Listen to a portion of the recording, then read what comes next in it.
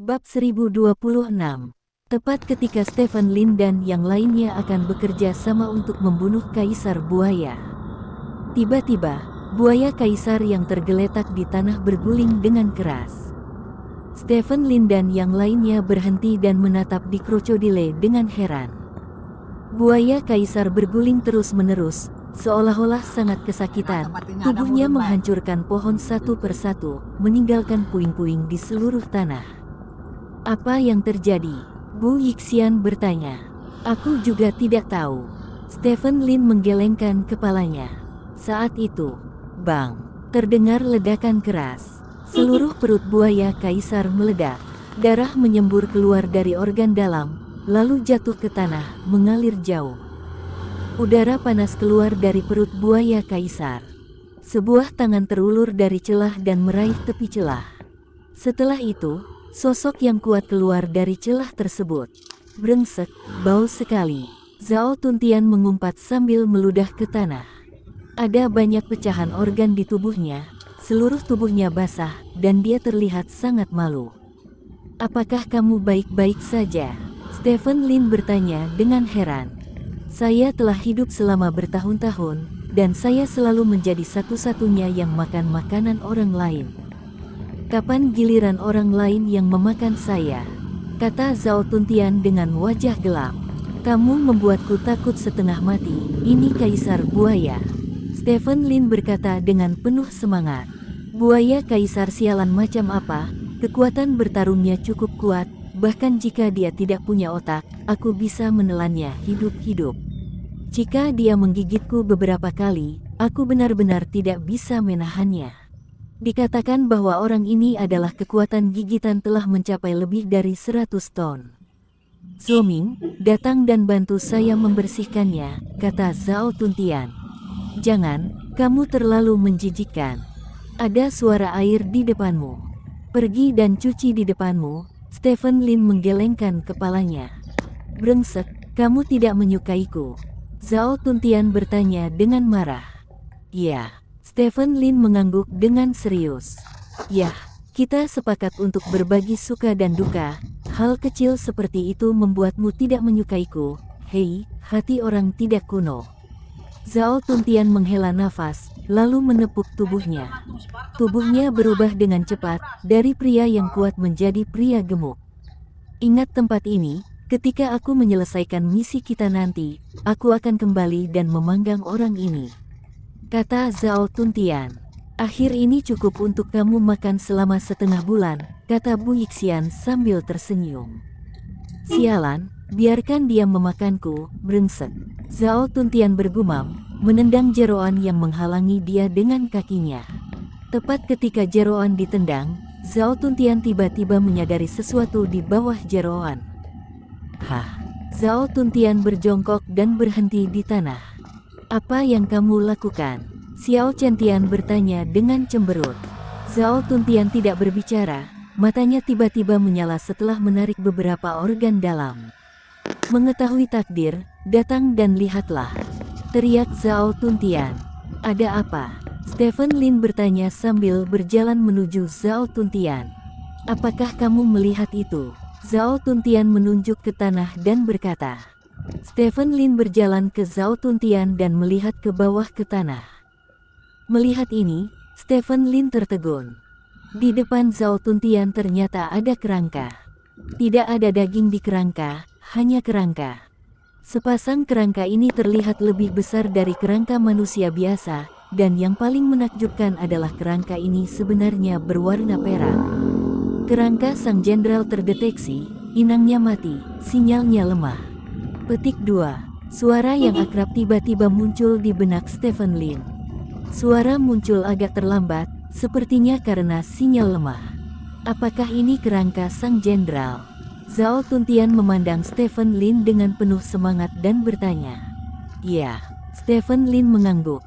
Sial, bagus sekali. Zhao Tuntian menjabat tangannya dengan penuh semangat. Stephen Lin tidak banyak bicara, dan berjongkok untuk mengangkat kerangka itu. Kerangka ini masih direkatkan karena berhubungan dengan kerangka sang jenderal. Stephen Lin membawa kerangka itu ke samping dan menyimpannya. Ini harus dimakan oleh Kaisar Buaya setelah pertempuran, kata Xiao Chentian. Stephen Lin mengangguk, lalu membungkuk ke arah kerangka itu, seperti sebelumnya. Yang lain secara alami mengikuti. Setelah itu, Stephen Lin mengulurkan tangannya ke atas kepala kerangka itu. Sama seperti sebelumnya, tetesan benda seperti merkuri terlepas dari kerangka, lalu berkumpul di tangan Stephen Lin. Warna perak menghilang dari kerangka sedikit demi sedikit, setelah itu kerangka itu dengan cepat hancur, dan seperti yang sebelumnya, ia berubah menjadi debu dan menghilang ke dunia ini. Set kedua, Stephen Lin memegang bola merkuri di satu tangan, memandang orang-orang di depannya dan berkata, "Ini ditemukan oleh Tuntian, jika dia tidak dimakan, kita tidak akan dapat menemukan kerangka ini, jadi saya sarankan berikan dia ke Zhao Tuntian." Petik 2. Tidak keberatan. Petik 2. Saya setuju. Petik 2. Ya. Yang lain mengangguk. Apa-apaan, ini bukan untuk apa-apa. Zhao Tuntian tidak bisa menahan diri untuk tidak menjilat bibirnya. Dengan jilatan ini, rasa asam langsung masuk ke mulutnya. Baru pada saat itulah Zhao Tuntian ingat bahwa dia belum mandi, dan tubuhnya dipenuhi cairan tubuh buaya kaisar. Aduh, aku akan mencucinya dulu, lalu melebur lagi. Oh, Zhao Tuntian bergegas maju sambil muntah. 5 menit kemudian, Zhao Tuntian, yang sudah mandi, kembali ke kerumunan. Dia hanya mengenakan celana pendek, dan pakaiannya dipelintir di tangannya. Lemak di tubuhnya bergetar saat dia berjalan, yang terlihat sangat spektakuler. "Apakah kamu siap?" Stephen Lin bertanya. "Siap." Zhao Tuntian mengangguk. Setelah itu, Stephen Lin menyerahkan bola merkuri kepada Zhao Tuntian. Semuanya sama dengan Xiao Chentian sebelumnya, bola merkuri terintegrasi ke dalam tubuh Zhao Tuntian. Tubuh Zhao Tuntian bergetar hebat. "Tunggu," kata Xiao Chentian, berjalan ke samping dan duduk. Yang lain juga duduk. Waktu berlalu sedikit demi sedikit. "Apakah kamu mendengar sesuatu?" Stephen Lin bertanya tiba-tiba. "Aku juga bisa merasakannya. Sangat samar," kata Xiao Chentian. Stephen Lin berdiri dari tanah dan melihat sekeliling. "Ada suara dari segala arah, sepertinya sangat berisik," kata Xiao Chentian dengan cemberut. "Apa?" Bu Yixian bertanya.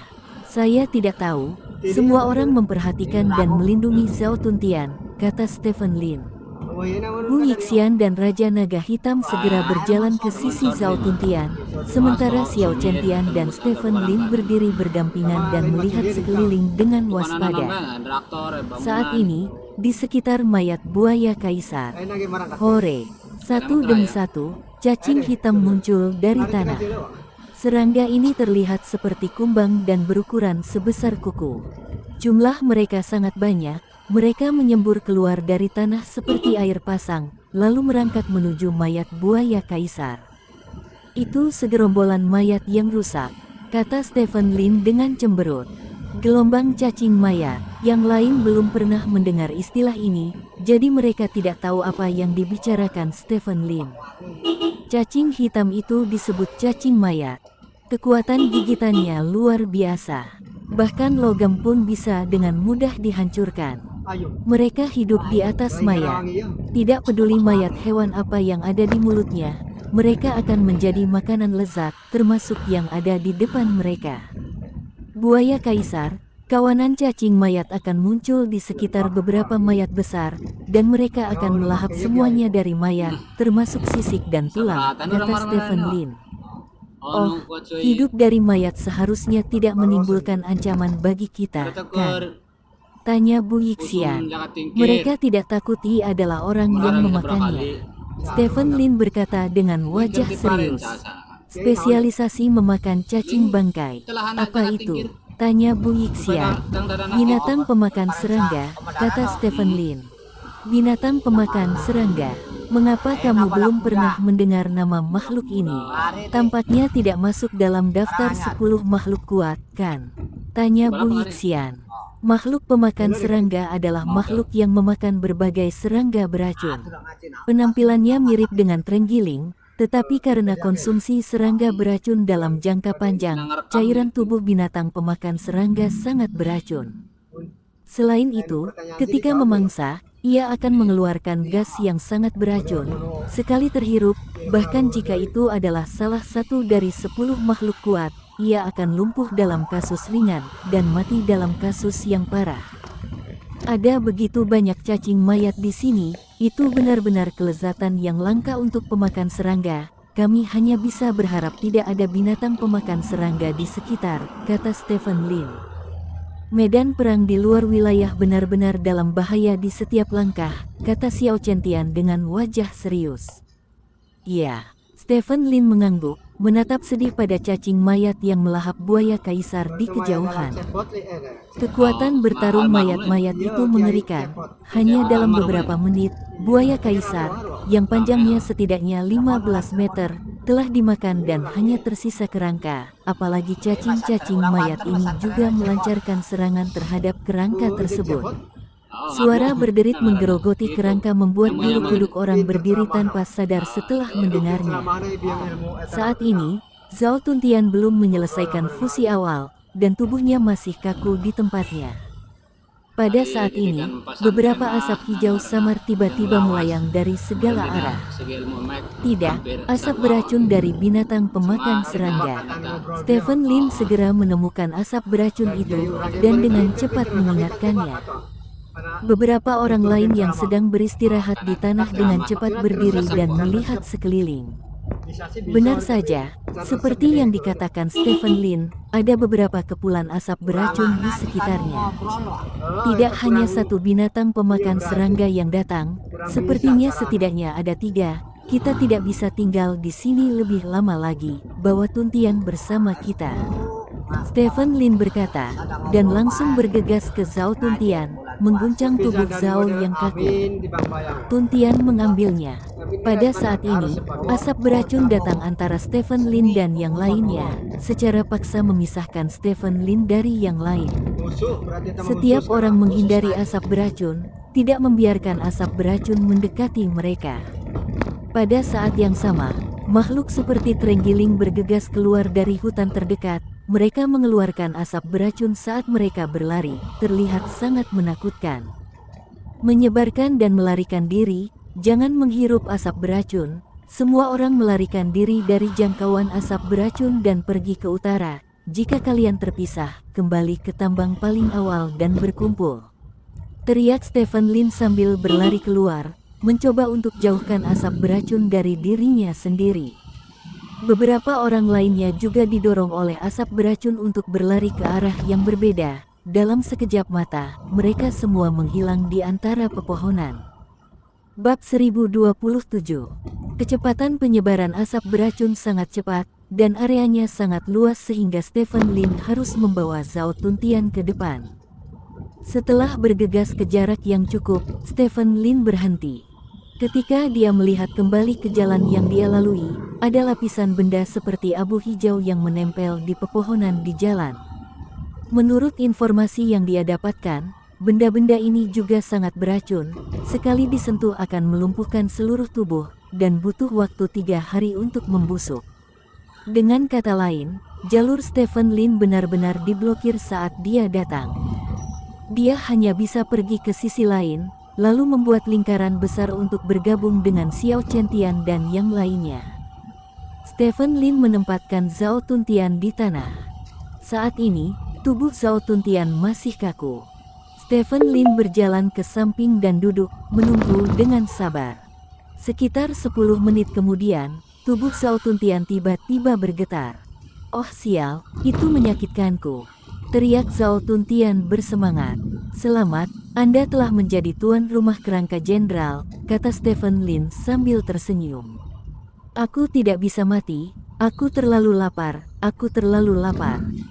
kata Zhao Tuntian dengan cahaya lapar di matanya. Lapar. Stephen Lin tertegun sejenak. Dia juga merasa lapar saat menggabungkan kerangka mekanik, tapi dia tidak merasa terlalu lapar. Aku harus makan sesuatu, rasanya enak. Mata Zhao Tuntian tiba-tiba melebar, lalu dia bergegas keluar ke satu arah. Bao. Stephen Lin bertanya pada dirinya sendiri apakah indera penciumannya baik-baik saja, tetapi dia tidak bisa mencium apapun. Melihat Zhao Tuntian melarikan diri, Stephen Lin hanya bisa mengikuti. Zhao Tuntian sepertinya benar-benar mencium sesuatu, dan berlari menuju suatu tempat dengan cepat. Stephen Lin mengikuti Zhao Tuntian dan tidak menghentikannya, membiarkannya berlari seperti ini, arahnya benar. Setelah berlari beberapa kilometer seperti ini, api unggun tiba-tiba muncul di depan mereka berdua. Di atas api unggun, makhluk mirip babi sedang dipanggang di api unggun. Ada lingkaran orang di sekitar api unggun, mereka mengenakan pakaian yang sama, dan mereka terlihat seperti sebuah organisasi. Ketika kelompok itu melihat Zhao Tuntian dan Stephen Lin tiba-tiba muncul, mereka tertegun sejenak. Makan. Zhao Tuntian menatap borgol itu, matanya terus bersinar, dan air liurnya akan mengalir keluar. Siapa kalian? Seorang pria berambut pirang di dekat api unggun bertanya dengan cemberut. Kami adalah penjelajah. Stephen Lin dengan santai memberikan identitas pada dirinya sendiri. Penjelajah. Pria berambut pirang itu bolak-balik antara Stephen Lin dan Zhao Tuntian. Saat ini, Zhao Tuntian tidak bisa lagi mengendalikan tubuhnya, dan langsung berjalan menuju babi panggang. Apa yang kamu lakukan? Hentikan! Pria pirang itu berteriak keras. Beri aku gigitan, aku hanya akan makan satu kaki sudah cukup. Kata Zhao Tuntian sambil terus-menerus menjilati air liurnya. Kamu.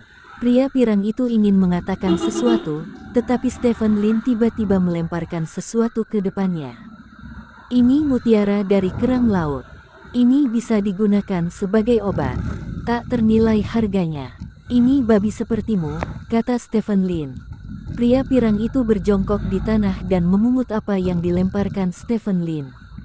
Itu adalah manik emas seukuran ibu jari, dan itu luar biasa pada pandangan pertama. Ini benar-benar kerang harta karun, kamu sangat beruntung. Pria berambut pirang itu memandang Stephen Lin dan berkata, benar-benar beruntung, kata Stephen Lin. Dia menemukan manik ini saat mencari tulang sang jenderal, karena nilainya yang tinggi, dia menyimpan manik itu, dia tidak menyangka akan menjadi alat untuk bertukar makanan saat ini. Tidak terlalu banyak menukar manik ini dengan babi panggang milikmu. Stephen Lin bertanya. Tentu saja tidak terlalu banyak. Pria berambut pirang itu tersenyum dan memasukkan manik-manik ke dalam sakunya dengan santai. Apakah ada hal lain? Aku bisa bertukar barang denganmu, pria berambut pirang itu bertanya. Itu hilang. Kerang laut suka hidup sendiri. Umumnya, hanya akan ada satu di suatu daerah, kata Stephen Lin. Oh. Pria berambut pirang itu mengangguk, matanya tertuju pada tas kecil di pinggang Stephen Lin. Apakah ada yang lain? Keluarkan dan lihatlah, pria berambut pirang itu bertanya. Tidak lagi. Stephen Lin menggelengkan kepalanya, dan kemudian bertanya, apakah Anda ekspedisi? Ya, kami adalah ekspedisi api berkobar, dan saya adalah Roger, wakil pemimpin. Pria berambut pirang itu berkata. Oh, namaku Lin Wei, senang bertemu denganmu. Stephen Lin langsung mengambil nama Lin Wei dan memakainya sendiri. Mengapa kamu muncul di tempat ini? Ini sudah jauh di dalam area yang belum berkembang dari medan perang ekstrateritorial. Ada banyak bahaya. Hanya kalian berdua. Apakah kamu tidak takut mati? Tanya pria berambut pirang Roger. Kami cukup kuat, kata Stephen Lin sambil tersenyum. Tidak peduli seberapa kuatnya, bisakah itu sekuat wakil kepala kita? Wakil kepala kita adalah Raja Bela Diri tingkat 9, kata seorang bawahan di samping Roger dengan bangga. Peringkat 9 Martial King. Ini adalah kekuatan yang sangat kuat, mereka sudah memiliki fondasi yang cukup untuk mendapatkan pijakan di kedalaman medan perang asing. Selama mereka berhati-hati, mereka masih bisa memimpin tim untuk menjelajah di kedalaman. Kami tidak lemah, kata Stephen Lin. Apakah kalian berdua? Luo Jie memandang Stephen Lin dengan setengah tersenyum, lalu ke arah Zhao Tuntian yang sedang memeluk babi panggang dan memakannya. Salah satu dari dua orang ini tampak berusia sekitar 30 tahun, dan yang lainnya sama gemuknya dengan babi panggang itu. Jika Anda memberitahu dia seberapa kuat keduanya, dia tidak akan percaya. Orang-orang di sekitar juga menunjukkan senyum aneh. Dua orang di depan mereka sama sekali tidak terlihat seperti orang kuat, jadi mereka pasti membual jika mengatakan hal seperti itu sekarang. Apakah kamu menemukan sesuatu yang bagus? Stephen Lin mengubah topik pembicaraan. Jika grup ekspedisi api membara menjelajah di dekat sini, mereka mungkin masih bisa mendapatkan beberapa informasi berguna dari mereka. Aku menemukan beberapa, dan aku berencana untuk memperbaikinya di sini dan terus memperdalamnya. Bagaimana kalau kalian berdua sebaiknya pergi bersama kami? Kamu bisa datang ke sini sendirian, dan kamu harus memiliki keterampilan yang baik. Jika kamu pergi bersama kami, semua orang bisa saling menjaga. Untuk sesaat, ini adalah bagian terdalam dari medan perang ekstrateritorial, dan ada banyak bahaya, bahkan aku harus berhati-hati, kata Roger. Kami sedang mencari sesuatu, kata Stephen Lin. Apa? Tanya Roger. Mumi, kata Stephen Lin. Mumi. Roger membeku sesaat. Orang-orang yang memasuki medan perang di luar wilayah tahun-tahun ini, beberapa menginginkan harta emas dan perak, beberapa menginginkan petualangan, dan beberapa ingin berburu binatang aneh itu, tetapi mereka belum pernah mendengar ada orang yang mencari mumi. Mumi setinggi lebih dari 2 meter, Stephen Lin menjelaskan lagi. Mumi lebih dari 2 meter. Apa yang kamu rencanakan? Roger bertanya dengan cemberut. Sejujurnya, kami berdua adalah arkeolog, dan kami sedang mempelajari penduduk asli di medan perang asing, kata Stephen Lin. Aborigin, bukankah itu hanya legenda? Tanya Roger. Apakah itu legenda atau bukan? Tidak bisakah kita mendapatkan hasilnya setelah kita mempelajarinya? Kata Stephen Lin. Sungguh aneh seseorang ingin mempelajari sesuatu yang ada dalam legenda, kata Roger dengan ekspresi aneh. Aku sudah melihat beberapa mumi, kata salah satu bawahan Roger tiba-tiba. Benarkah? Stephen Lin bertanya dengan heran. Di mana kamu melihatnya? Tanya Roger. Baru 3 hari yang lalu, ketika kami menyebarkan buah Qingyang, saya menemukan beberapa mumi di baskom. Mumi-mumi itu tingginya lebih dari 2 meter. Mereka sepertinya telah dibunuh oleh sesuatu. Singkatnya, ada beberapa dari mereka. Itu saja, kata pria itu. Berapa banyak? Di mana mereka? Stephen Lin bertanya dengan heran. Di bawahan hendak berkata, tetapi Roger menghentikannya. Lin Wei, kamu harus tahu bahwa di medan perang di luar wilayah, intelijen adalah yang paling berharga, kata Roger. Aku bisa bertukar barang denganmu, kata Stephen Lin. Apa? Aku tidak ingin sesuatu yang tidak berharga, kata Roger. Stephen Lin langsung membuka kantongnya dan mengeluarkan semua isinya. Ini adalah tanduk badak albino. Petik 2. Ini adalah kulit rubah marsupial. Petik 2. Ini adalah ginseng berusia 1000 tahun. Petik 2. Stephen Lin menunjuk ke benda-benda yang dicurahkan dan berkata, pilih apa saja kamu mau, dan aku akan bertukar informasi denganmu. Petik 2. Kamu ini benar-benar beruntung, ada semua ini, kata Roger dengan heran. Barang-barang di tangan Stephen Lin bukanlah harta langka, tapi pasti barang berharga, sama sekali tidak masalah untuk menjualnya seharga 3 hingga 5 miliar di luar. Pasti beruntung bahwa mereka berdua menemukan begitu banyak hal. Pilih apapun yang kamu inginkan, cukup bagimu untuk mengubah utasmu, kata Stephen Lin. Itu tidak cukup, jika kamu benar-benar ingin tahu, maka berikan kami semua ini, kata Roger. Keduanya, Stephen Lin bertanya dengan cemberut. Keduanya, Roger mengangguk. Kalian sedikit singa, Stephen Lin berkata dengan tidak puas. Hal-hal ini tidak jarang baginya, tetapi Roger ingin mengambil semuanya untuk mendapatkan petunjuk, maka ini terlalu berlebihan. Kamu seharusnya berterima kasih. Kami bukan kelompok ekspedisi jahat semacam itu. Kalau tidak, mengapa kami harus berbicara begitu banyak omong kosong denganmu, dan membunuhmu dan merampok barang-barangmu? Jadi, berikan barang-barangmu, kami berikan padamu petunjuk, kata Roger sambil tersenyum. Tidak apa-apa. Petik 2. Stephen Lin mengangguk, tidak berniat bertengkar dengan pihak lain. Jika dia benar-benar dapat menemukan beberapa kerangka mesin sekaligus, apalagi benda kecil ini, akan sangat berharga untuk mengirimkannya 100 kali lipat. Tapi saya punya permintaan. Anda harus membawa saya ke sana dan biarkan saya melihat mayatnya sebelum saya memberikannya kepada Anda, kata Stephen Lin. Apakah tempat itu jauh dari sini? Roger bertanya kepada bawahan di sebelahnya. Dibutuhkan sekitar setengah hari untuk berjalan, tidak terlalu jauh, jawab bawahan itu. Itu tidak masalah. Roger tersenyum dan berkata, grup ekspedisi api berkobar kami didasarkan pada integritas dan pasti akan membawamu ke tempat itu. Saat temanmu kenyang, kami akan pergi jalan. Petik 2. Suara Zhao Tuntian tiba-tiba terdengar dari samping. Ketika Roger menoleh untuk melihat, dia tertegun sejenak. Awalnya babi panggang utuh, sekarang hanya tulangnya saja yang dimakan. Kamu makan babi? Roger bertanya dengan heran. Baiklah, makanlah, hampir setengah penuh, ayo pergi, kata Zhao Tuntian. Setengah penuh.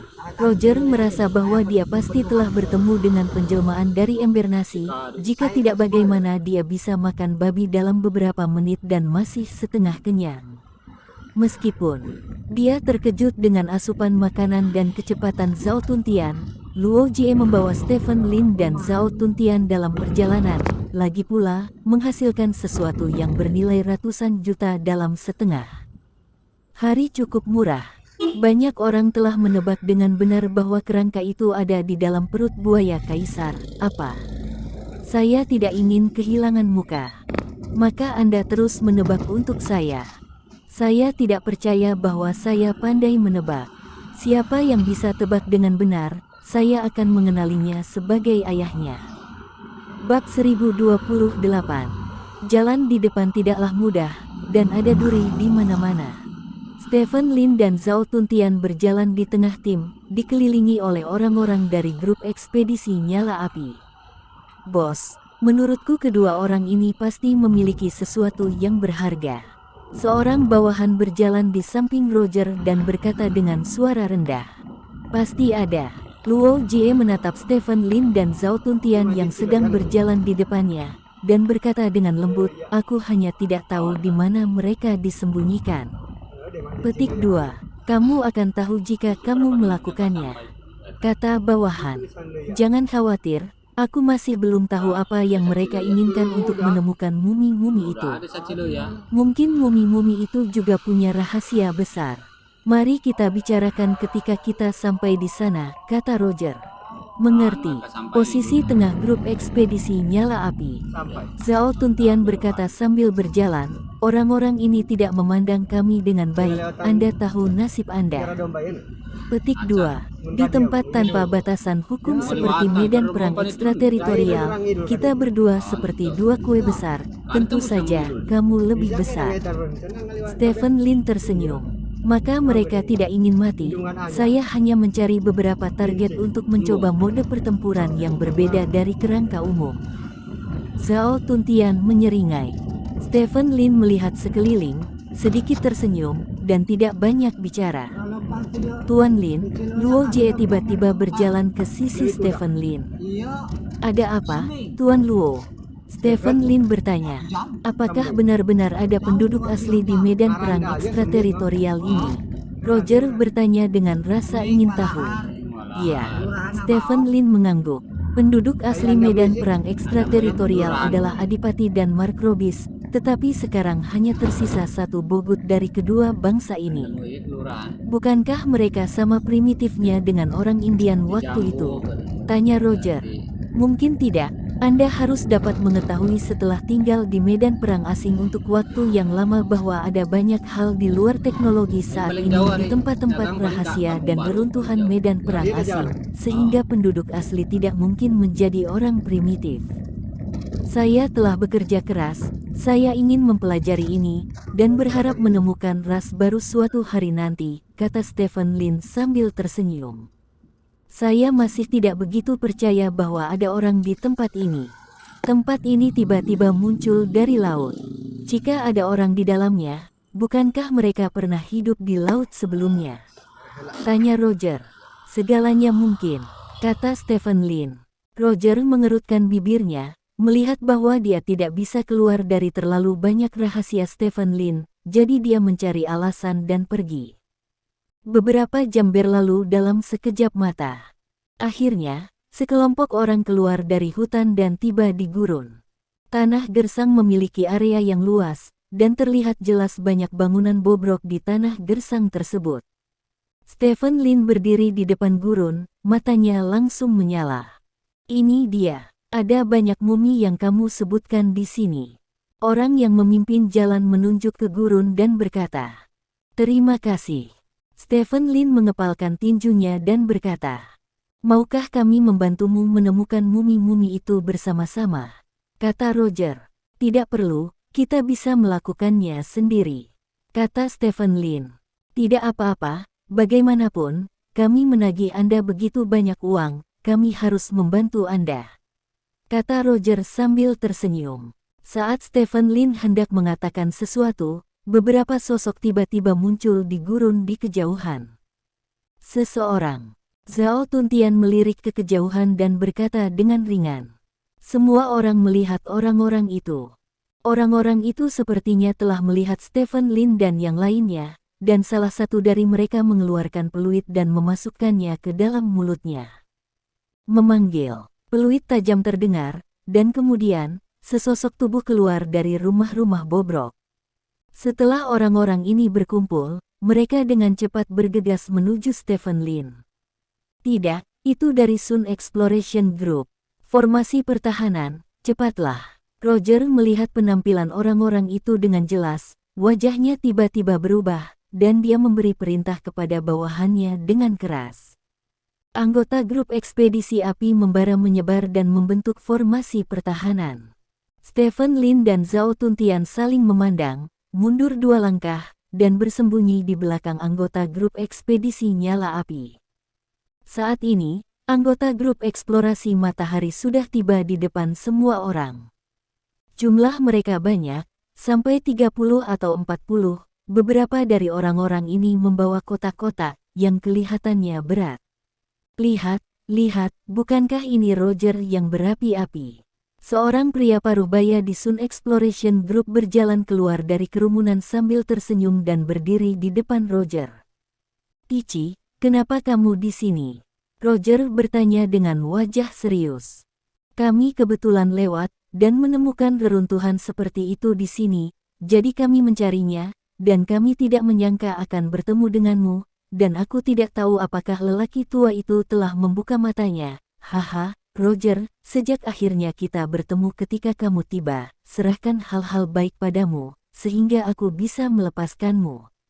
Pria bernama Dicky berkata sambil menyeringai. "Apakah kamu mencoba untuk memulai perang dengan nyala api kami?" Roger mengertakkan gigi. "Mungkinkah ekspedisi matahari kita tidak berani memulai perang dengan apimu yang membara?" "Roger, kamu tidak beruntung bertemu denganku hari ini. Kamu juga tahu bahwa siapapun yang lebih kuat di medan perang asing adalah raja. Jika kamu tidak mau bertarung dengan apimu yang menghanguskan jika kamu mati di sini hari ini, serahkan semua kebaikanmu," kata Dicky dengan niat membunuh di wajahnya. "Kami telah keluar selama lebih dari sebulan, dan 8 bersaudara meninggal untuk mendapatkan panen yang begitu kecil. Anda meminta kami untuk menyerahkan semuanya. Jadi bagaimana kami akan menjelaskan kepada saudara-saudara setelah kami kembali?" Roger bertanya dengan wajah hitam jalan. "Maka jika kamu tidak menyerahkan hal-hal baik yang kamu panen, kamu bahkan tidak akan memiliki kesempatan untuk kembali menemui saudara-saudaramu. Anak-anak kecil, bersiaplah, teriak Diki.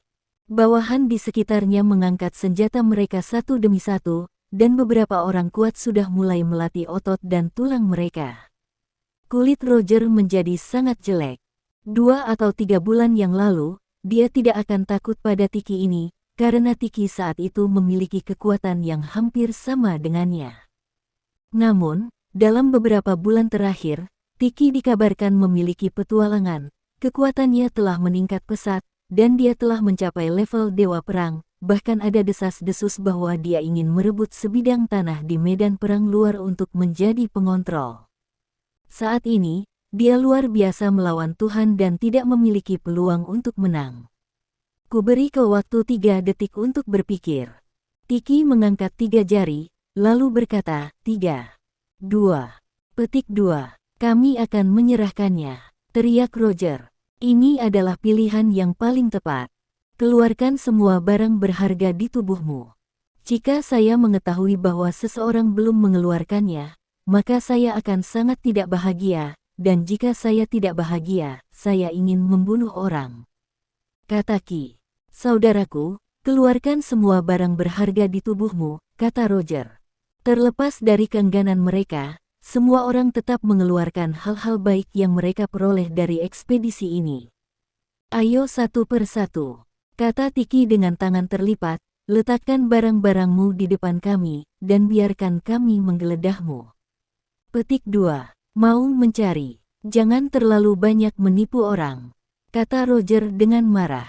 Kalau tidak, bagaimana jika kamu menyembunyikan beberapa hal baik untuk dirimu sendiri? Cepatlah Roger, ini takdirmu untuk bertemu kami kali ini, terima takdirmu, Diki mendesak. Oke Tiki, aku pasti akan memberitahu ketua tim kita tentang masalah ini, kata Roger. Haha, terserah kamu. Diki mengangkat bahu dengan acuh tak acuh. Roger berjalan di depan orang-orangnya sendiri dan melemparkan tas yang dibawanya ke tanah. Semua keuntungan saya ada di sini, kata Roger. Salah satu bawahan Tiki melangkah maju dan mengambil tasnya, lalu 2 lagi berjalan ke arah Roger dan meraba-raba mencarinya. Pusat kekuatan Martial King disentuh seperti ini, tapi tidak ada yang bisa dia lakukan. Ini adalah aturan medan perang ekstrateritorial, yang lemah memangsa yang kuat. Tidak ada yang tersisa. Bawahannya melapor ke Diki Hui. Pergi dan tetap di sana. Diki menunjuk ke samping. Roger mengertakkan gigi, berjalan ke samping dan berdiri. Dengan Roger di awal, yang lain hanya bisa berjalan ke Tiki satu persatu dengan keuntungan mereka. Sangat menyedihkan, hal kecil yang telah dipanen melalui begitu banyak kerja keras direnggut seperti ini, kata Zhao Tuntian dengan emosi. Saya tidak tahu apakah ada tulang umum di dalam kotak ekspedisi matahari, kata Stephen Lin. Tidak bisakah kamu merasakannya? Apakah kamu tidak menyadarinya di awal tambang? Zhao Tuntian bertanya dengan rasa ingin tahu. Jika ada sesuatu yang menghalangi, sepertinya sinyalnya jauh lebih lemah. Seharusnya karena waktu yang terlalu lama, kata Stephen Lin. Oh, maka kamu akan tahu ketika kamu membuka kotak itu dan melihatnya, kata Zhao Tuntian. Keduanya bergumam satu sama lain. Anggota grup ekspedisi api membara telah menyerahkan barang-barang mereka dan berdiri di samping. Hanya Stephen Lin dan Zhao Tuntian yang tersisa di tempat kejadian. Kalian berdua, cepatlah, desak Diki. Kami bukan orang dengan api panas, lupakan saja, kata Zhao Tuntian sambil tersenyum. Tidak, Diki tertegun sejenak, dan bertanya dengan cemberut, lalu siapa kamu? Mereka adalah penjaga tunggal yang kita temui di jalan, kata Roger. Oh, jadi begitu, tapi tidak masalah. Serahkan semua hal baik di tubuhmu, dan aku akan menyelamatkanmu dari kematian, kata Diki. Zhao Tuntian menyeringai, mengambil beberapa langkah ke depan, berdiri di depan Diki dan berkata, kalau begitu izinkan saya memberitahu Anda, serahkan semua barang bagus di kotak Anda, dan saya akan mengampuni Anda. Kata-kata Zhao Tuntian mengejutkan semua orang yang hadir. Apakah ini yang dikatakan orang? Dia, seorang pria gemuk besar, berani mengatakan hal seperti itu, bukankah dia mencari kematian? Diki tertegun sejenak, lalu tertawa marah. Hahaha, pria gendut yang menarik, aku khawatir kamu belum pernah mendengar namaku, Diki. Diki tertawa liar. Gemuk, lemak di wajah Zhao Tuntian sedikit bergetar, lalu dia menatap Diki dengan wajah gelap dan bertanya, kamu memanggilku gendut. Mengampuni nyawamu di hadapan api yang menghanguskan, sepertinya tidak perlu sekarang, kecil satu, bunuh mereka. Diki berkata dengan dingin. Serahkan padaku. Seorang pria kurus bergegas menuju Zhao Tuntian sambil berbicara, menatapnya, dia benar-benar ingin membunuh Zhao Tuntian dengan pertarungan tangan kosong. Marco. Roger mau tidak mau memanggil namanya saat melihat pria kurus itu. Ini adalah karakter yang kedua setelah Diki di Sun Exploration Group. Kekuatannya sebanding dengannya, dan metodenya sangat kejam. Yang paling dia sukai adalah mematahkan semua tulang musuh. Sudah berakhir. Roger menghela nafas tak berdaya. Dia tidak mengira si idiot Zhao Tuntian adalah lawan Marco. Berkedip, Marco mendatangi Zhao Tuntian, lalu mengangkat tangannya dan langsung menebas Zhao Tuntian. Zhao Tuntian tanpa ekspresi, dan ketika pisau itu mendekat, dia mengangkat tangannya dan meraih wajah Marco, lalu menekannya dengan kuat ke tanah. Ledakan. Kepala Marco seperti semangka yang jatuh dari ketinggian, dan pecah dengan suara teredam. Tubuh Marco berkedut tanpa henti. Zhao Tuntian memandang Diki, menoleh dari sisi ke sisi, dan kemudian berkata tanpa ekspresi, kamu. Bagaimana kamu berencana untuk mati? Bab 1029. Marco, pembangkit tenaga listrik tingkat raja bela diri yang perkasa, ditampar sampai mati di tanah, tidak menyisakan ruang untuk perlawanan. Senyum Diki membeku di wajahnya, dan kemudian seman itu dengan cepat berubah menjadi kepanikan. Di sisi lain, Roger membuka mulutnya lebar-lebar, tidak percaya dengan apa yang dilihatnya. Bagaimana si bodoh itu bisa membunuh Marco dengan sekali tamparan? Saat semua orang terpana dengan tindakan Zhao Tuntian bergerak. Pada saat ini, tubuhnya yang gemuk tiba-tiba meledak dengan kecepatan yang sama sekali tidak sesuai dengan tubuhnya, bergegas menuju kepercayaan dirinya. Lemak itu bergetar di tubuhnya, tampak sangat menakutkan. Bunuh dia, tembak, tembak, teriak Diki. Bang bang bang, tembakan terdengar, dan sinar laser menuju ke arah Zhao Tuntian. Zhao Tuntian tidak mengelak atau mengelak, dan langsung menolak sinar laser dengan tubuhnya. Inilah pemandangan yang menakutkan. Sinar laser yang cukup menembus logam mengenai tubuh Zhao Tuntian, dan ternyata hanya melelehkan celah melingkar pada pakaian Zhao Tuntian, lalu meninggalkan bekas hitam hangus pada lemak di dalamnya. Selain itu, sinar laser tidak melakukan apa-apa. Rambut semua orang yang hadir segera berdiri tegak. Betapa pertahanan yang mengerikan ini. Bahkan sinar laser tidak bisa menembusnya. Tunggu.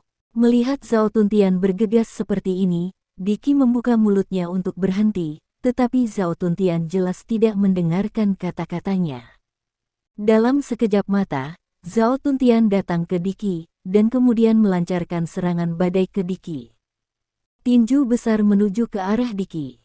Pada awalnya, Diki hampir tidak bisa menahan beberapa kali, tetapi karena kekuatan tinjunya terus dilepaskan, tangan Diki tidak bisa lagi menahan serangan Zhao Tuntian. Dia mundur dengan mantap, terus-menerus dipukul keras oleh Zhao Tuntian. Kekuatan dahsyat itu menyebabkan darah menyembur keluar dari mulut Diki terus-menerus. "Gak!" teriak Diki girang. Namun, Zhao Tuntian sama sekali tidak mendengarkan kata-kata Diki. Dia tiba-tiba menukik, menekan Diki di bawah tubuhnya, dan kemudian terus jatuh dengan tinjunya yang besar terangkat tinggi. Bang bang bang. Sebuah pukulan berat mendarat di Diki dari atas ke bawah. Awalnya Diki bisa berteriak dan meronta-ronta, namun setelah beberapa detik, semua jeritan dan pergumulan itu menghilang, digantikan oleh suara embusan. Ini adalah suara tinju yang sudah menembus daging. Luo Jie dan yang lainnya, serta bawahan Diki, semuanya berdiri jauh, dan masing-masing menatap Zhao Tuntian dengan mata ketakutan. Seorang pria kuat di level God of War dihancurkan menjadi bubur oleh tinju Zhao Tuntian. Apakah Anda berani memikirkannya? Seberapa kuat tinju ini untuk melakukan ini? Pada saat ini, sesosok muncul di samping Zhao Tuntian. Sosok ini tidak lain adalah Stephen Lin. Stephen Lin mengulurkan tangan dan meraih pergelangan tangan Zhao Tuntian. Tangan Zhao Tuntian tiba-tiba berhenti dan tetap tidak bergerak, seolah-olah dia telah dilemparkan dengan mantra penahan. Tindakan sederhana seperti itu membuat kaki Roger lemas. Jelas, Zhao Tuntian tidak mundur. Dalam keadaan seperti itu, Stephen Lin meraih tangan Zhao Tuntian dengan satu tangan. Bisa dibayangkan betapa mengerikannya kekuatan di tangan Stephen Lin. Jelas jauh lebih kecil dari tangan Zhao Tuntian, mengapa ia memiliki kekuatan yang begitu menakutkan? Semua orang memandangi tangan Stephen Lin yang tidak dapat sepenuhnya menggenggam pergelangan tangan Zhao Tuntian, dan otak mereka berdengung. Oke, semua orang dipukuli sampai habis, menjijikkan sampai mati, kata Stephen Lin. Aku benci orang mengatakan bahwa aku gemuk, kata Zhao Tuntian, berdiri dan menjabat tangannya, mengibaskan busa berdaging di tangannya. Kamu benar-benar pemarah. Stephen Lin tersenyum tak berdaya, dan kemudian menatap bawahan Diki. Tinggalkan barang-barang itu, kalian pergi, aku tidak ingin membunuh orang, kata Stephen Lin. Bawahan Diki melempar kotak itu ke tanah tanpa ragu-ragu, lalu sekelompok orang berbalik dan lari, tanpa berpikir untuk membalaskan dendam bos mereka. Kalian. Stephen Lin memandang Luo Jie dan berkata, ambil barang-barangmu dan pergi juga. Petik 2. Kamu ingin kami mengambilnya? Roger memandang Stephen Lin dengan heran dan bertanya. Kalau tidak, kami bukan perampok, kata Stephen Lin. Roger berjalan ke tasnya dengan ragu-ragu, mengambilnya dan menggantungkannya di pinggangnya. Setelah menyadari bahwa Stephen Lin tidak peduli dengan perilakunya, dia segera meminta bawahannya untuk maju mengambil barang-barangnya. Ayo buka kotaknya dan lihat, kata Stephen Lin kepada Zhao Tuntian. Zhao Tuntian mengangguk, lalu berjalan ke depan kotak bersama Stephen Lin, dan membuka kotak itu satu persatu. Ada banyak hal di dalam kotak, dan itu bernilai banyak uang pada pandangan pertama. Namun, tidak ada yang diinginkan Stephen Lin di sini. Sebenarnya, tidak perlu melihatnya. Siapa yang akan mengambil beberapa mayat mumi dan kembali? Mari kita cari sendiri, kata Stephen Lin. Itu benar, buang-buang waktu. Zhao Tuntian bergumam dan berjalan maju. Stephen Lin melirik Roger dan berkata, bantu saya mengirimkan kotak-kotak ini ke pos terdepan, dan saya akan mengambilnya nanti. Petik 2. Oke, aku mengerti. Roger mengangguk berulang kali. Stephen Lin tersenyum, berbalik dan berjalan ke depan. Senior, jangan khawatir, aku pasti akan mengirimkan barang-barang itu ke pos terdepan secara utuh. Teriak Roger ke punggung Stephen Lin. Menurutnya, Stephen Lin jelas seorang master senior dengan wajah awet muda. Stephen Lin tidak menjawab, dan berjalan lurus ke depan. Ini berbahaya. Roger menghela nafas lega. Di satu sisi, dia menyesali bahwa barang-barangnya yang hilang telah ditemukan, dan di sisi lain, dia senang dia tidak menembak Stephen Lin barusan. Sebenarnya, dia sudah berencana untuk secara paksa menanyakan rahasia mayat mumi kepada Stephen Lin barusan, tetapi orang-orang dari ekspedisi matahari mengganggu rencananya. Jika dia tahu apa yang baik dan apa yang buruk, maka dia mungkin orang yang dipukuli menjadi bubur sekarang. Roger melirik tubuh Tiki di kejauhan, tubuhnya sedikit bergetar, lalu dengan cepat memerintahkan anak buahnya untuk mengambil kotak-kotak itu. Di sisi lain, Stephen Lin dan Zhao Tuntian telah tiba di tempat tujuan. Ada reruntuhan di mana-mana, dan banyak jejak yang tersisa setelah pertempuran sengit itu. Sepertinya itu harus menjadi medan perang. Iya, kata Stephen Lin tiba-tiba. Apa maksudmu? Zhao Tuntian bertanya. Ada sinyal di sana. Stephen Lin berkata, dan berlari ke arah utara dengan cepat. Zhao Tuntian dengan cepat mengikuti Stephen Lin. Keduanya melewati beberapa dinding yang rusak, dan akhirnya sampai ke sebuah lubang. Lubang itu tidak besar, dengan diameter hanya sekitar 2 meter, tetapi di dalam lubang ini terdapat 2 mayat mumi. Kedua mumi itu bersebelahan, tubuh mereka berputar dengan aneh. 2 tulang umum, seru Zhao Tuntian dengan penuh semangat. Ini bukan kerangka sang jenderal. Stephen Lin menggelengkan kepalanya. Tidak, lalu sinyal apa yang kamu katakan? Zhao Tuntian bertanya dengan curiga. Keduanya adalah tulang prajurit, kata Stephen Lin. Kerangka prajurit. Zhao Tuntian tertegun sejenak, dan kemudian dia ingat bahwa tidak hanya kerangka jenderal, tetapi juga kerangka prajurit. Stephen Lin melompat ke dalam lubang dan melihat kedua mumi di depannya. Masih ada beberapa tulang yang patah di samping 2 mayat mumi. Jika tebakannya benar, tulang yang patah ini seharusnya menjadi milik Dukes, karena meskipun mikrobis yang menyatu dengan kerangka mesin mati, tubuh mereka akan tetap utuh, dan tulang tidak. Usia, tetapi Dukes melakukannya ketika mereka mati. Stephen Lin mengulurkan tangannya ke salah satu mumi. Kali ini, tidak ada zat seperti merkuri yang mengalir keluar, digantikan oleh zat seperti besi hitam. Benda-benda ini sedikit demi sedikit mengeras di tangan Stephen Lin, dan akhirnya berubah menjadi bola besi hitam. Hitam. Zhao Tuntian menatap bola besi di tangan Stephen Lin dengan heran. Tampaknya bahan tulang sang jenderal berbeda dengan tulang prajurit, kata Stephen Lin. Tulang prajurit seharusnya cukup kuat, kan? Tanya Zhao Tuntian. Tulang prajurit memiliki 2 mode pertempuran. Meskipun tidak sebagus tulang pada umumnya, begitu ditanamkan ke dalam tubuh, mereka dapat membuat orang memiliki tulang baja dan besi, dan efektivitas tempurnya dapat sangat ditingkatkan, kata Stephen Lin. Maka benda ini harus diambil kembali. Jika orang lain tidak menemukan kerangka sang jenderal, mereka dapat menggunakan benda ini sebagai gantinya, kata Zhao Tuntian. Stephen Lin mengangguk, dan dengan pikiran, tulang prajurit itu langsung meleleh ke tangannya. Aku akan pergi, gerakan macam apa ini? Zhao Tuntian bertanya dengan ngeri. Aku bisa menyimpan tulang-tulang ini. Stephen Lin menjelaskan secara singkat, lalu mengulurkan tangan ke mumi di babak kedua. Demikian pula, bola besi hitam memadat di tangan Stephen Lin, dan kemudian bergabung ke tangan Stephen Lin. Tuntian, lain kali kita akan sangat sibuk. Stephen Lin melihat sekeliling dan berkata.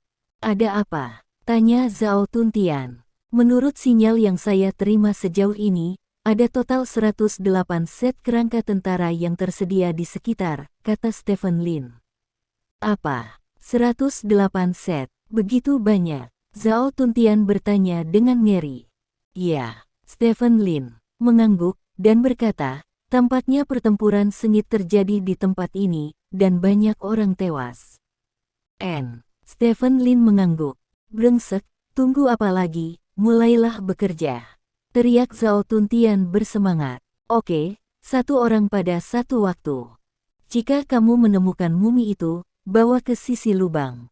Aku akan mengeluarkan sisa-sisanya nanti, kata Stephen Lin. Oke, keduanya berpisah, 1 kiri dan 1 kanan, dan berjalan ke samping. Mumi terus muncul di depan mereka berdua. Stephen Lin mengeluarkan sisa-sisa mesin sambil berjalan, sementara Zhao Tuntian mengangkut mumi 1 per 1 kembali ke lubang tempat tulang tentara pertama kali ditemukan. Pada saat ini, sebuah suara tiba-tiba muncul di benak Stephen Lin. Jika terdeteksi, kerangka sang jenderal. Mata Stephen Lin tiba-tiba menyala, dan dia mengikuti arah yang diminta oleh suara itu. Bab 1030. Stephen Lin merasa tidak mungkin ada tulang umum di tempat ini.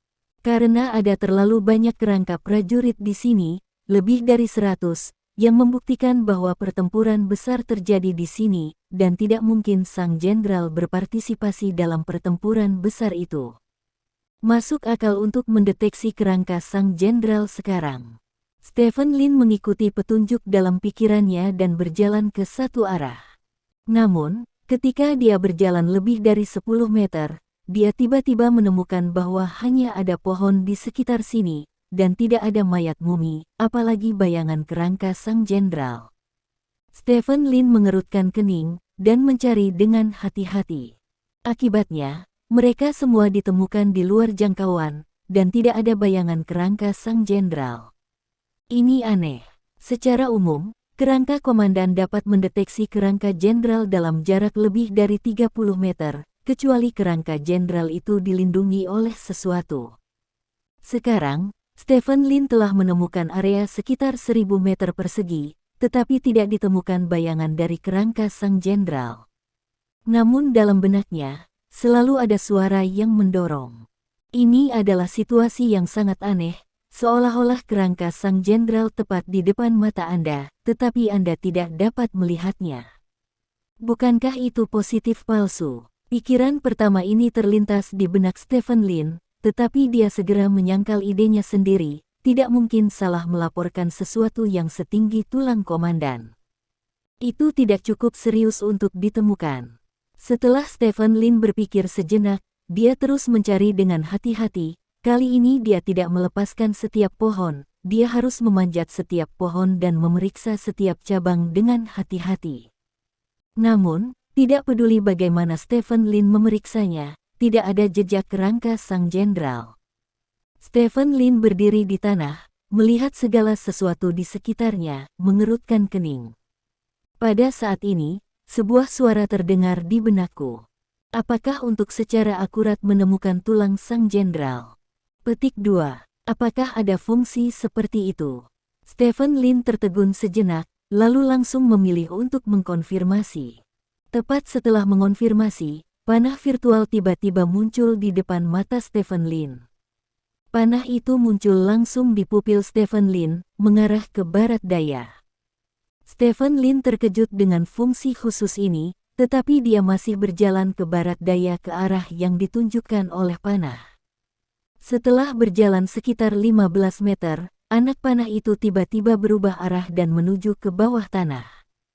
Bawah tanah.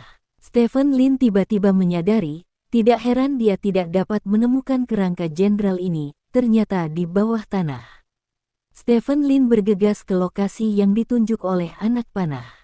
Ada pohon di lokasi panah. Menurut tebakan Stephen Lin, kerangka sang jenderal seharusnya berada di bawah pohon ini.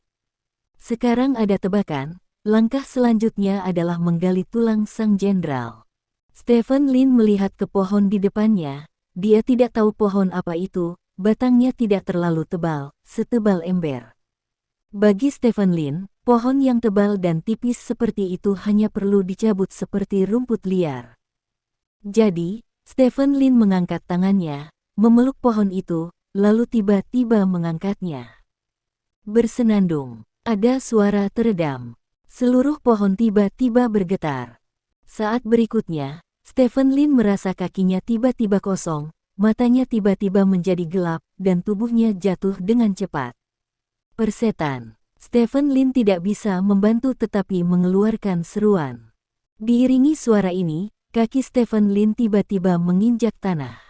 Kegelapan di depannya juga menghilang dalam sekejap, dan Stephen Lin melihat segala sesuatu di sekitarnya dengan jelas. Melihat ini, Stephen Lin tertegun. Sebuah jalan muncul di depannya, ada sebuah tablet batu di pinggir jalan, dan ada mumi di sebelah tablet batu itu. Panah di depannya menunjuk ke mumi itu. Jelas, mumi itu adalah kerangka sang jenderal. Namun, Stephen Lin sama sekali tidak senang, karena dia tidak tahu dari mana dia datang. Stephen Lin mendongak, jika dia merasa benar, dia seharusnya baru saja jatuh, jadi dia seharusnya berada di bawah tanah sekarang. Melihat ini, Stephen Lin tertegun lagi. Di kepalanya, ternyata itu adalah bagian bawah dari setiap pohon. Seluruh tanah menjadi transparan saat ini, dan pepohonan berada tepat di atas kepala Stephen Lin. Beberapa akar dari pohon-pohon ini menyebar di depan Stephen Lin, dan semua tanah tampak menghilang saat ini. Dilihat dari sudut pandang mengetahui takdir, ini seperti memainkan game seluler CF dengan bug dan jatuh ke dasar peta. Teknologi hitam macam apa ini? Stephen Lin tidak bisa menahan diri untuk tidak berseru. Dia telah berada di medan perang asing untuk waktu yang lama, dan dia telah melihat banyak hal yang tidak biasa, tetapi ini adalah pertama kalinya dia mengalami hal seperti itu. Bak, rasakan. Pada saat ini, Stephen Lin melihat sepasang kaki mendekat dari kejauhan. Benar, itu adalah sepasang kaki. Dari sudut pandang Stephen Lin, dia melihat kakinya terlebih dahulu, lalu perutnya yang bulat.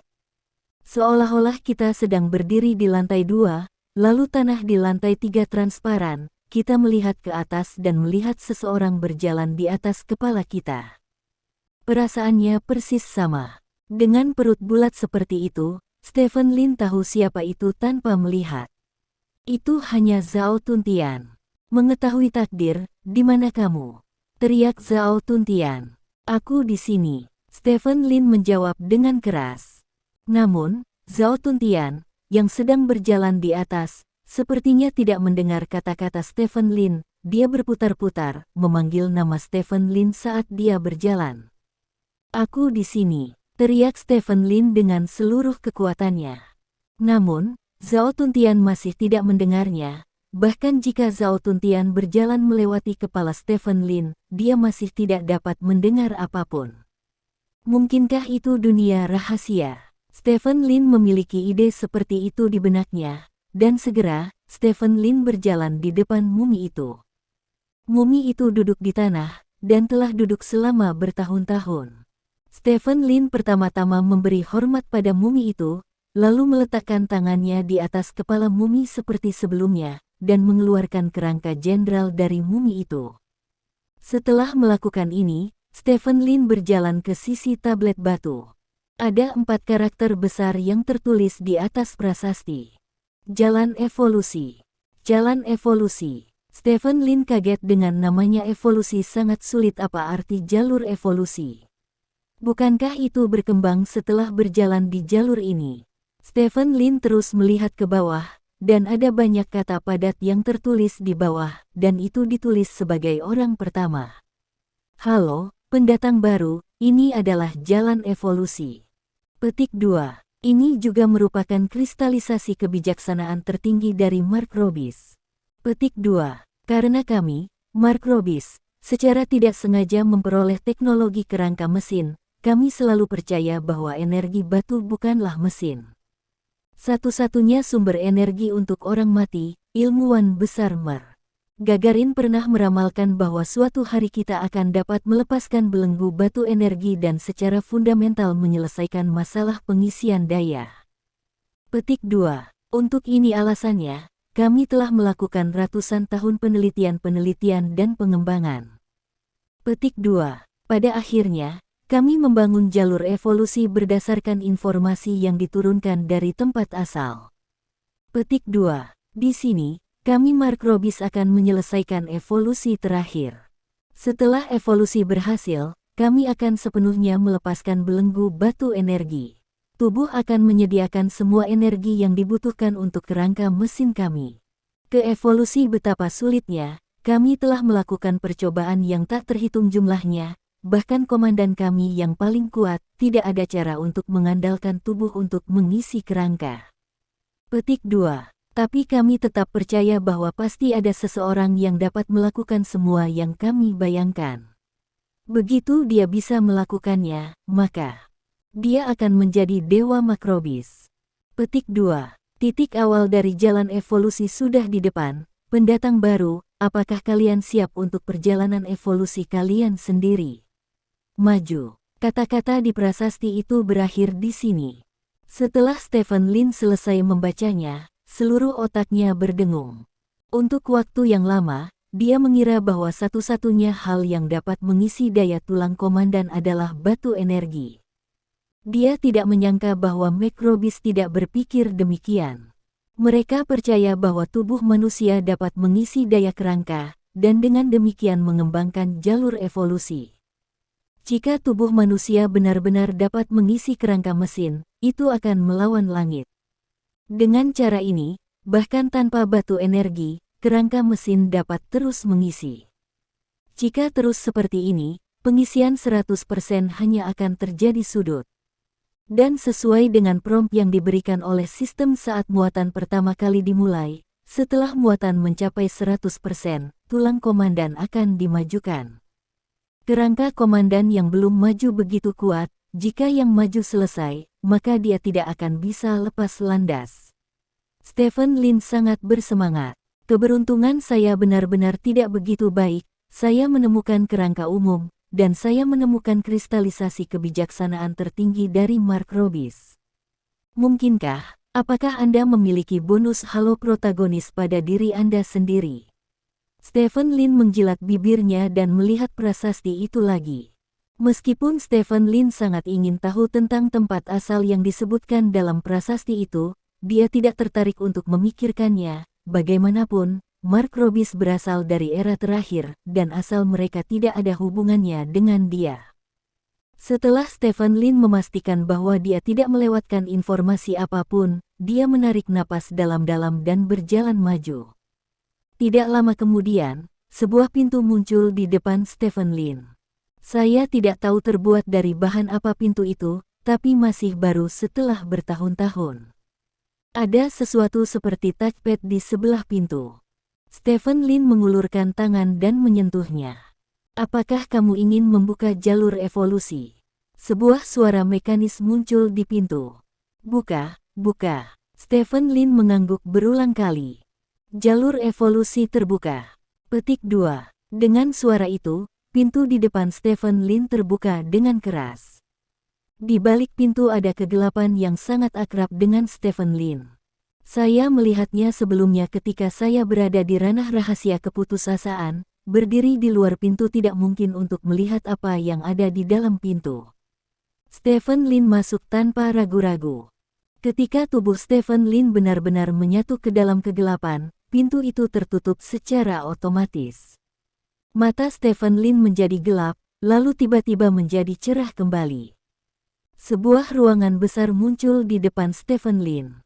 Stephen Lin melihat sekeliling dan menemukan bahwa tidak ada apa-apa di ruangan ini. Lantai pertama jalur evolusi, buka. Suara mekanis terdengar lagi. Saat berikutnya, hisapan aneh muncul di sekitar Stephen Lin. Tubuh Stephen Lin sedikit gemetar, dan kemudian dia merasa bahwa kekuatan tubuhnya sepertinya diambil oleh sesuatu. Sensasi sedikit terbakar muncul di lengan Stephen Lin. Stephen Lin mengangkat tangannya dan melihatnya. Melihat ini, Stephen Lin benar-benar terkejut. Saya melihat bahwa kemajuan pengisian asli 23,4% di tangannya telah turun menjadi 23,3%. Terima kasih.